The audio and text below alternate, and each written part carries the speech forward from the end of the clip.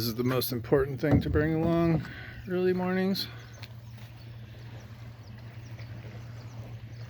Time to start bass fishing.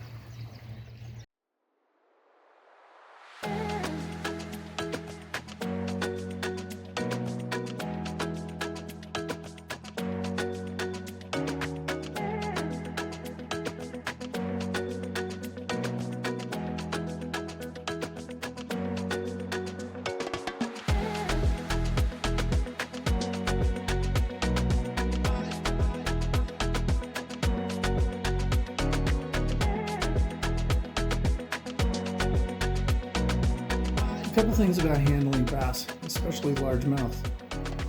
I find a lot of people just don't have enough respect for the fish. Like if you're going to catch and release them, be gentle with them. Like you can bottom jaw grab them like you see everybody do, but be conscientious that it's their bottom jaw. You grab it and flip the fish up where you can get a picture of it lengthways. You're putting all of the weight of that fish right on that fish's jawbone. And if you dislocate or break something in its jaw, it's going to die as soon as you put it back in the water. So just make sure that you use appropriate net that's not going to cut them all up or get hung up on them, that you're being gentle with them, grab them, hold them properly so you're not putting all the stress in their jaw. Use your other hand to support them, get some good pliers to get the hook out of them if you need to without tearing up the fish's cheek or their lips. And then also be careful if you're going to keep them. If you look across their back, they've got a fin that sticks up that's got some nasty spikes that can go right through a leather glove and deep into your finger. So if you're not being careful when you're handling these and getting them into the cooler and getting them cut and bled, you can pretty much ruin your day if you get one of those big spines broke off in your finger. So just be conscientious. Largemouth and smallmouth both have those dorsal fins with the big spikes in them. I can tell you from experience, getting a couple of my hands and fingers, it's very, very painful. So just be careful when you're handling the fish, not only for the fish's sake, but for yours as well. Whoa! That was awesome. I could see him chasing it and he grabbed it, but he just had a hold of the tail. Just a little guy, but that's what I mean. Like, they don't always just hit it right on the bottom. And sometimes when you're doing those kind of things and you get 2 or 3 strikes maybe on something moving instead of sitting still, you can kind of change up your tactic a little bit, because you can fish these so many different ways.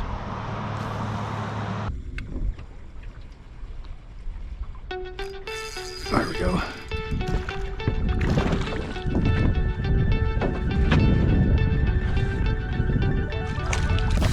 Little guy.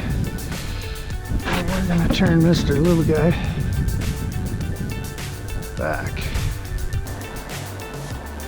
It's one of the challenges with using a spin cast reel for bass fishing, because you're casting so much, it has a tendency to twist the line. Monofilament is horrible. You have a bird's nest in your line about every 20 minutes.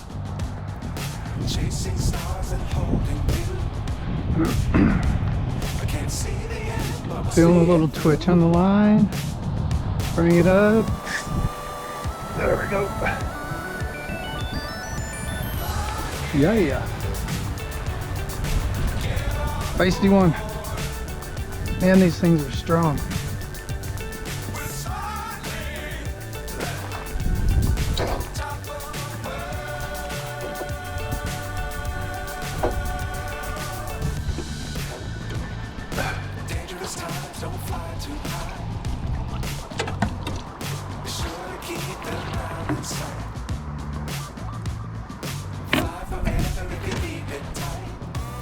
Short and fat.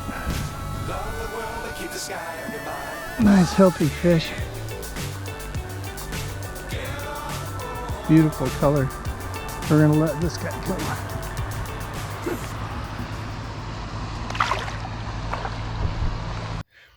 This is how I rig my soft baits up weedless. This is just one of the little salamanders that works sometimes.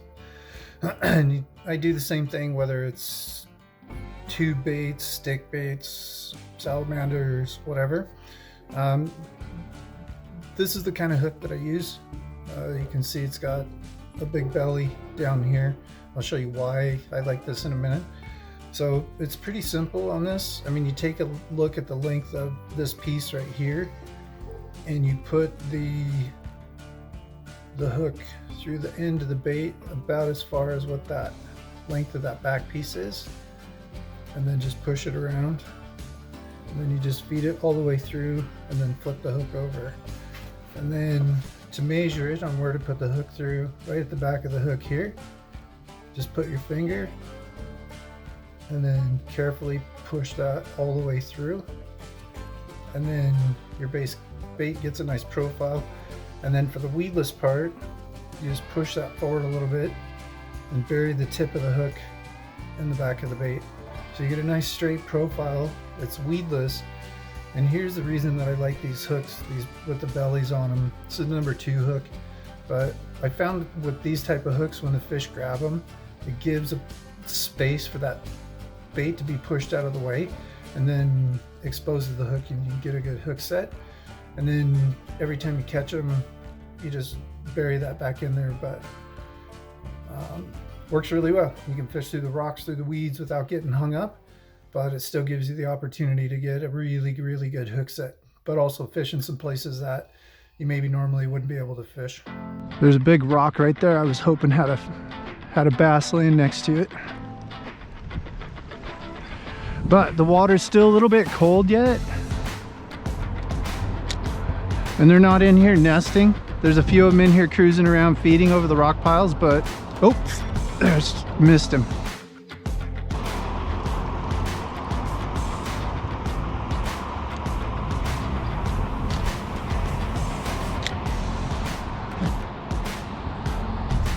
Sometimes when you miss them, you can feel them on the hook, but you don't get a good hook set. If you don't feel the weight of the fish on the hook, sometimes they'll bite again. I've had them hit like 2 or 3 times, the same fish.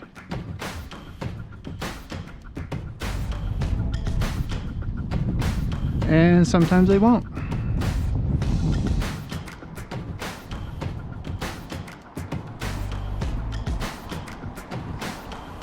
Try it one more time.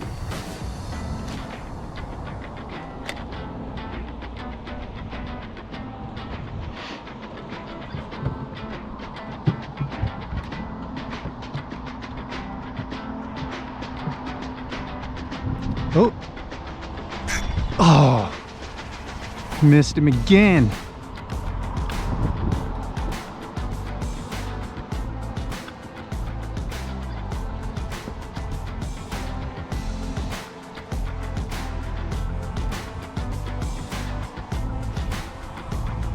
Try it one more time.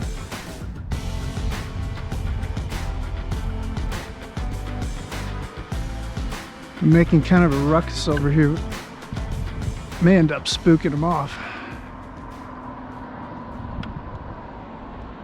Oh, there he is. There he is. See, that's a cool thing. Like, they're so aggressive. Oh, that's a good one. They're so aggressive. If you know what you're doing with these soft baits, you can get them. Oh, he's not hooked well. I think we got him.